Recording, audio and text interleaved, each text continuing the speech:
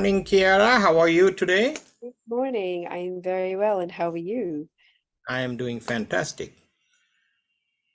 Well, this is our monthly topic, and this month is February, and I don't want to mention your favorite topic. You should come from you. Our topic is love today. Fantastic. Love today. So fantastic. So our monthly theme for Vino and Vision is love. And as you can see, I'm wearing the red shirt for Vino and Vision. That is Oh, symbol of yes, love oh as my well. God, So it's symbol of love. I'm all in blue, so it's my version of. I'm also celebrating the Super Bowl victory of Chiefs. So Yes, that's fantastic, fantastic news to have. And we learned a lesson from there as well. We learned how to, overcome adversity through resilience, right? So that's the fantastic lesson to learn, and we saw that in work and then in action. So that was fantastic. So let's talk about love. How about that, Chiara? let's do it. Tell us about your favorite topic. So I feel often that love is misinterpreted, and we use the word love, first of all, very, very quickly, very often in everyday living, and yet we don't often think about what that actually means when we say it. And obviously, there are moments when we do, when we're having this feeling in the heart space of warmth, of a radiating of energy, you could say, to those that we love, whether it's animal or human. But I feel we should start with a definition about love. So there are different types of love, and most especially the Greeks are known for love, like their version of love and their philosophy. So I feel like what we're going to talk about today is not, for example, playful love or platonic love, perhaps a little bit platonic or erotic love. But what we're going to talk about for me, and we can talk about this, is the not just self-love and self-love for self, but selfless love for other. But beyond that also, which encompasses perhaps some spiritual aspects, if you would like to include those. But I think love, the word love is very much used colloquially. But if we're talking about the different types of love, perhaps we can talk about self-love first, and then we can go outward to selfless love. But you tell me what your thoughts are. Fantastic. So love in our Vino and Vision, the way we apply love is a relationship. So it's in the relationship dimension. So the relationship dimension, we have three modules: self-love, love, and happiness, and they are all related to each other. So self-love leads into love, and love leads into happiness, and that's simplest theory I can give you about love. So what we mean by love is not relationship with self. That's self-love. Mhm. Love is relationship with others. Relationship with others. And the level of love you have is determined by and we have reviewed that in our Vino and Vision about different type of love, and we have a love module that we talk about intimacy, passion, and commitment. And this is related to Robert Steinberg's triangular theory of love, where we look at intimacy, passion, and commitment. And when we are discussing love with others, means it have to be more than one involved. So it is one to many, right? Millions of people connecting to one is the love we are talking about here. So there is two type of love, and we'll discuss that a little bit later, and to kind of dive deeper into it. One is transactional love. transactional love, which comes into transactional relationship, right? Well, I would not say it's transactional love. We'll just talk about relationship has two different type of relationship: transactional relationship and transformational relationship. Transactional and transformational relationship. So love is in the arena of transformational relationship. Okay, how you view that relationship and what transforms each other, that's where the transformational relationship comes from. It benefits all. It benefits all. Rather than one directional love, it's a two directional love. Hopefully that gives a little good starting point. How about that, Chiara? Well, I think that's wonderful. Yes, it does give us a starting point. I do feel, though, for me, that self-love and the exploration of what that means to each of us is important, because as we begin to look at our internal landscape, about blocks that we might have, about traumas that we might have that potentially are in the way of truly opening up our hearts to that transformational love, not so much transactional, because transactional implies there's a condition. It's based on a transaction, whereas transformational, which is where you're talking about relating and relationships.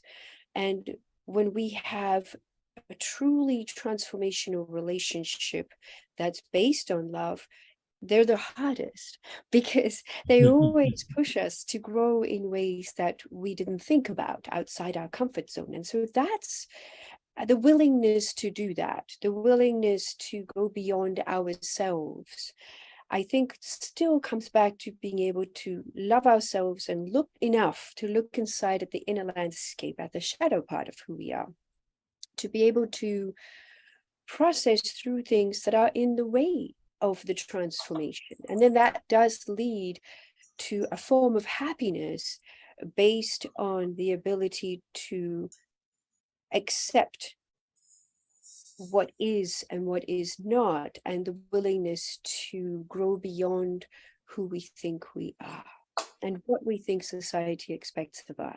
So you know, these are all, this is a wonderful dialogue because it allows us to explore a little more. But you tell me what you think about what we just discussed. Yes, and the giving an example of that from the movie world. How about the Hollywood? We bring in Hollywood here. Hollywood is mastering. They've been mastering love for a long time. So in a Hollywood movie, Jerry Maguire. I don't know whether you remember that movie. Yes, I do. And in that movie, when we see he is running to, he dropping everything in the middle of the game. Since this is a, Super Bowl weekend, we just come through middle of the game, not game, middle of the victory that his client is experiencing. And he turned around and suddenly start running to go to his, I believe at that time, his wife. Yes. So he went there, and his wife is having a meeting with bunch of people, and she dropped something, and she was picking it up, and here he is standing there with a room full of women. They're having a meeting and discussing about men, and she suddenly hear him saying that he's here to talk to his wife, and suddenly she rise up and stand, and you can see that. Just look at the two faces, and all the people in that room disappears. Even though they are there, they are talking to each other, one-on-one connection. And that's exactly I assume. heart to heart. Exactly. Yeah. And that's what I'm talking about here, is the power of transformational love. And it can be one-to-one, it can be one-to-many. As you are having conversation with everybody, And if you are having conversation with millions, you are connecting to that level, heart to heart. You're transforming that conversation. And that's the relationship I'm talking about here. Yes, I do feel though somewhat that Hollywood has idealized and romanticized what love should be. So I'd like to ground it with that. Although this is a wonderful example, I absolutely agree. But I do feel that for transformation to happen, there are growth points required. And so it's often not an easy road. And people often they equate great love with an easy road. And yes, obviously, it moves through different stages, it moves through iterations. But I feel that the most difficult ones sometimes that challenge us are the ones that actually are opening the heart and bringing us to a greater transformation than the road that's already been traveled. So I do want to ground it in that way so that we have that caveat in the sense that love is beautiful, but it's also about the growth piece. And that's where you begin to really understand who you are, who the other person is. And it becomes one-on-one to the many through that, in my view. Mm-hmm.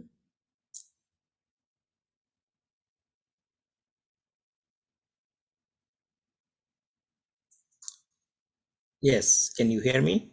I can now, yes. Okay, very well. I think there was a little momentary I lapse figured, in yes. sound, but yes, that's completely true. Uh, One of the key things that we were talking about, the triangular theory of love, right? Passion, intimacy, and commitment. And the perspective of giving without the expectation of receiving. Giving, a true giving, is without the expectation of receiving. So there's a difference between sacrifice and giving. Sacrifice is when we feel that we are the one giving it away, right? And giving, on the other hand, is opposite of that. Giving is without the expectation of receiving. So in a relational dimension, in love is giving without the expectation of receiving. So our expectation, which creates boundaries and walls in us. So and I'll give you example of a husband, wife, or boyfriend, girlfriend, whatever the relationship is when you are giving with the expectation of receiving, you are in the end, there is that you will always feel like that you have something missing because It's you are never good asking. enough. It's not Yeah. good enough. You are asking for more and you're looking for more. You are Yes. expecting a return. And when we authentically love, we do not expect a return. And when you give it and continue to give it, you will feel like you are enjoying that relationship to the max. And that's the true love. Yes. So most people get Yeah. into the divorce, or most people get into a relational breakdown, is we have that built-in mechanism that we call it homeostasis, is to bring into the normalcy. And we as a human always feel like we have to be normal. We have to bring it to normalcy. Means I give, you give, then we can survive, we can live, right? And that's expectation theory is applied in love. And that's where all this, so whenever I see, and it may be, I may be, completely wrong, but whenever I see the relationship, we see the toxic relationship, right? Even you can walk away from a toxic relationship with love. Even you can walk away from a toxic relationship with love. Means you are continue to give. And when you do that, you come out the person authentically loving.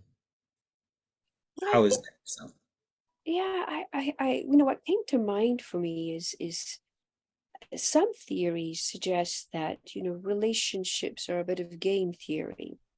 And I think that's the transactional piece and what you were talking about, the expectation piece. And I feel that when we're coming to that, to love with this game theory, so to speak, it can't be authentic. And it breeds the space for feelings of inadequacy, again, not being good enough, a lack of true, authentic sharing, or true, authentic giving and taking with genuineness. But I do want to say one thing while you were talking. I'm looking at my cat here, and she's perfectly happy. I think animals are the purest form of love. There is no ego for them. So there is no game theory. For them, they love authentically. That's all there is, because they're true and they don't have the ability to deceive.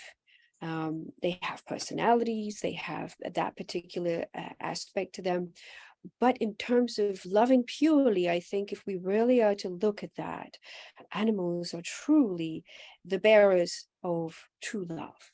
That is unconditional, without any expectations, without game theory, without transactions. And and I feel that those spaces are born out of an undeveloped or a developing ego that is learning through these kind of experiences, if the individual agrees to that, because we all have to agree to our learning. We all are to say yes to growth points and look beyond them. Otherwise we stay stuck, and that's where people often do end up, as in the stuckness of it. Because like you said, even if we're being authentic to ourselves and we're in a toxic relationship, there is always two sides to the story. And if we leave without doing internal landscape and understanding the internal landscape and how we contributed to that, then it'll follow us, and then it might repeat itself with a different person, different circumstances, but we're not doing the work to become aware of it. So that I wanted to also bring up. So I've unpacked a few little things here. well, What's your I will tell you this much about animals and their authenticity. Of course, they're authentic because their demands are low. Their demands are low, but they do have demands, and they do expect things from their owners. So the relationship there is also based on some degree of expectation. You give me food and I give you love. That's the expectation there. Their basic expectation is survival. So yes, their expectation is lower than our expectation. Our expectation, we want that diamond ring, or we want that handcrafted whatever given to us, right? So we have a different expectation, and at the same times, in expectation we have, which is much higher than animals. So what we have is a theory where we ask for more than the exchange theory requires, which is $100 exchange is another $100 equal value. We ask for more, and we get hurt by not getting what we want. And this is where the essence of all this come to picture, is giving without the expectation of return. and So yes, go ahead. sorry, I didn't mean to interrupt you. I thought you were complete. I feel like looking at this a little deeper would be quite interesting, because in the expectation, we're actually cutting ourselves off from the experience, because we're expecting this direction. So we're expecting the return in this direction. And yet, if we allowed it to unfold and flow, it might surprise us in such a way that it would open up our hearts in ways that we can't imagine yet. Because when we're in expectation, we're in the left brain. the left brain is A plus B equals C. That's it. It's easy and simple. But life and love and people and relationships are not categorized in that way. They're not Yes. classified. So what we're doing is, if we allow it to happen, now we're coming from the right brain and the heart. And now we're allowing ourselves to have a new perspective, but it requires us to be vulnerable, which is the intimacy part of what you were talking about, and to stay the road, because it's new, it's different, it's the unknown. And the left brain loves to latch on to the known. It's like, oh, this is what we know, that keeps us safe, let's just hold that. But actually, that's keeping us small. That's where the transformation comes in, is where we allow it to unfold and let go of the expectation. Let the person show you who they are and where their perspective is. Because when we have two people or more people coming together, whether it's a relationship and it's a personal one, a love relationship, or a business relationship, and a meeting, you have two realities or more realities that are colliding and coming together. Different perspectives, different cultures, different experiences, even within the same family, that is different. So we are very quick to judge. Again, it's an ego-based response and the left brain. We're very quick to come to a conclusion, and yet I feel that in order for the transformation to happen, for us to see further than just here, it's the unfoldment, allowing it to come to us, and not always us going to seek out what we know all the time and grasp it. So that's my thoughts on our discussion so far. It's pretty cool, actually. I'm really enjoying it. Yes, as you were saying that, I was also, thinking in the mind that expectation theory that we have, that we talk about how our built-in expectation exceeds the required level of having the relationship.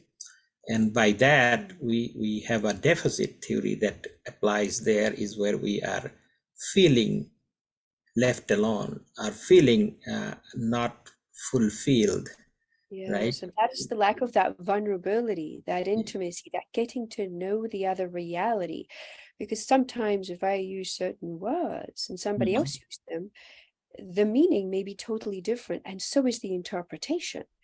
Yes. So if we communicate well and express why we're communicating in a certain way, and that's a key factor in any type of transformation, is communication. But please, Yes. yes. And you hit the nail on the head, is that communication, right? And that's where the coaches can come into play, is how to enhance your communication in a level that you are also communicating with that without the expectation of receiving. Absolutely. Because you expect somebody to understand where you're coming from immediately. This is my reality, I'm living it. Of course you're going to know. But actually, that's not so. And in fact, as an interface between animals, for me as well, because I'm a coach and I'm an interface for animals and connection with animals, that's what my role is to say, but wait, from the animal perspective, this is their reality. They're coming from their drive. They're not coming from an ego-based, that's a human idea and condition that they don't have. But it's very similar to humans in the sense of us projecting upon another our reality, our thoughts, our experiences, and expectations, when actually we're chaining them down, and we're burdening them by not allowing them to express their true self and true meaning. And then everybody starts to feel alone, and I don't have intimacy in this relationship, I don't feel loved. But it comes down to these very small points of being mindful enough to acknowledge them and allow the other person to reveal their truth, and then coming to the understanding from that perspective as well, which I think is super important in everything in life. Fantastic. And for any relationship, animal relationship, human relationship, behavior of animals and human, one of the key secret here is the key to relationship. And I will explain that. The key to relationship is based on one simple thing. One simple thing, and you will find that fascinating, Chiara, Go, go. because in I'm excited. Let's do it. yeah, let's do it. So that one simple thing, and I want to hold the excitement. So that one simple thing is, in the animal world, you will find that very effective. Same thing in human world. And here is the key to love. And I'll give it away to everybody for their benefit. It's called attention. Yes, attention. Absolutely. Yes. Yes. But it's a certain type of attention. Did you see my excitement? That was pretty fun. Because that's the key. So the key to attention, you give attention to the animal, they will love you forever, right? Same thing in human is, but the level of attention that you mentioned, yes, that when I'm talking about transformational love, we are talking about that one-on-one connection, the highest degree of attention. And you look at the example of Jerry Maguire movie that I just talked about, right? You see the entire room disappeared, and that's established one-on-one connection between him and his wife in the conversation. The whole room full of people that are there sitting in the living room, no longer visible to them. Means their connection is established mentally such a way that all else goes away. And that's the attention is the secret to love. Oh, now I'm excited. So, as you were talking, and you mentioned connection. So, connection's my piece. And I feel that what we've been going towards is what I call coherent love. I feel that, yes, attention is important, but it's not based on attention with the idea of receiving something, which is what we've been talking about. It's more about, let me be attentive to what you're saying and doing so I can learn about you and you can learn about me. And it's an exchange. It's a transformational exchange. Now, connection for me is about having integrity and truth, which brings freedom. For there to be love, it really is about giving the other person freedom and not shackling them down with the projections, which is what we were talking about before. So coherent love is really allowing them to have a space to grow. And integrity is a huge piece of that. And you can call it truth or authenticity for self and the other within the container of whether it's one-on-one or one-on-many or many-on-one. It's really a same container of a connected, coherent space that is free in integrity. And so building that for yourself, for me, I feel building that for oneself, and then it's radiated outwards, that makes a big difference. And that attention is a part of what you were talking about. Exactly. And as we were having fun with love, we realized the time flew by so quickly. So I want to end this conversation for today of the theme for our monthly theme, love, with one simple quote by Mahatma Gandhi, I believe, is, where there is love, there is life. Yes, absolutely. There is nothing else more important in this life than love. Exactly. It So changes fantastic. Fantastic, Chiara. It's nice to have you. And Yes. it's great to discuss your favorite topic. We should have more of this discussion on this Yes, I one. like it.